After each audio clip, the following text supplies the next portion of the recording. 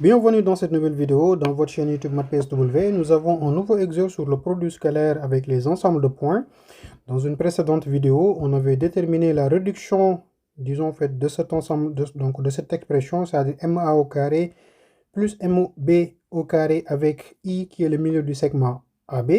On avait montré que ce résultat-là, donc MA au carré plus MB au carré, n'est rien d'autre que 2MI au carré plus AB carré divisé par 2. Pour déterminer maintenant l'ensemble de points MA au carré plus MB au carré égale K, c'est-à-dire cet ensemble gamma qu'on a ici, on va utiliser le résultat réduit de cette expression qui nous donne en 2MI au carré plus AB carré sur 2, vu qu'ici, on n'a qu'un seul point M. Donc on va dire notre point M, il va appartenir à l'ensemble gamma de K. Ceci équivaut à dire que le 2MI carré plus AB carré divisé par 2 est égal à K. Donc on a équivalence sous les équivalences, c'est-à-dire que là, en éliminant, en fait, en transposant le AB carré de l'autre membre de l'égalité en divisant par 2, on aura IM carré qui sera égal à K moins AB carré sur 2, le tout divisé par 2. Donc on va le multiplier par un demi si on veut, c'est-à-dire qu'ici on a transposé le AB de l'autre membre. Sinon on peut le faire aussi étape par étape pour que ça soit beaucoup plus compréhensif. Donc on a 2MI au carré, c'est égal à K moins AB au carré divisé par 2. Donc là, en divisant partout par 2, ceci équivaut à dire que le IM au carré, c'est égal à K divisé par 2 moins aussi AB au carré sur 2 divisé par 2. Or là, on a la division de deux fractions, donc c'est égal à K sur 2 moins, on prend la première fraction, c'est-à-dire AB carré sur 2, on va le multiplier par l'inverse de la deuxième fraction qui est égal à 2 sur 1, donc 1 demi. Et là, on aura K sur 2 moins AB carré divisé par 4. Donc là, on a cette équivalence, c'est-à-dire que le IM est égal à, le IM au carré est égal à, donc on va l'écrire ici plus simplement, on a IM au carré est égal à K sur 2 moins AB carré divisé par 4, lorsque notre M, il appartient à l'ensemble gamma de K, donc on a cette équivalence-là, on a déterminé cette relation. Maintenant, on va essayer de vérifier, suivant les valeurs de K et du segment AB, quel serait l'ensemble des points gamma.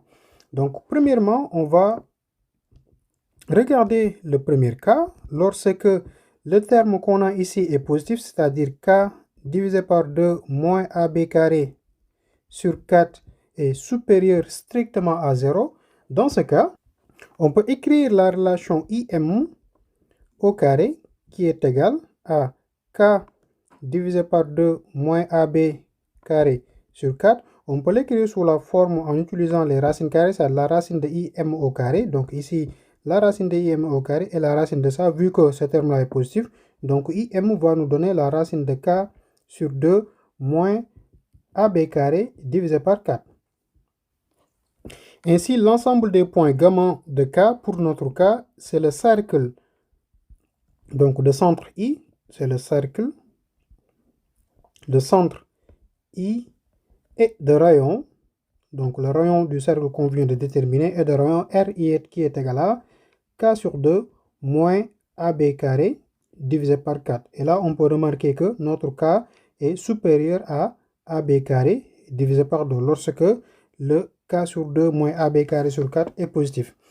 On peut regarder aussi le deuxième cas de figure qui peut se présenter. Donc ici, pour le deuxième cas, c'est lorsque on a K sur 2 moins AB carré sur 4 qui est égal à 0. Alors ceci nous dit que, donc ici on a K qui est égal à AB au carré divisé par 2. Et dans ce cas, l'ensemble des points M, c'est-à-dire que lorsque ce terme-là est égal à 0, on a aussi IM au carré qui est égal à 0. Ceci nous dit que les points M et I sont confondus. Alors M est confondu à I et que l'ensemble gamma des en fait, l'ensemble des points gamma de K, ce n'est rien d'autre que le singleton I, c'est-à-dire le point I, vu que M, il sera confondu au point I. Le troisième cas de figure maintenant, c'est lorsque on a le K sur, on va écrire le troisième cas ici, donc lorsque K sur 2 moins AB carré sur 4 qui est inférieur à 0. Dans ce cas, on a le K qui est inférieur à AB carré divisé par 4.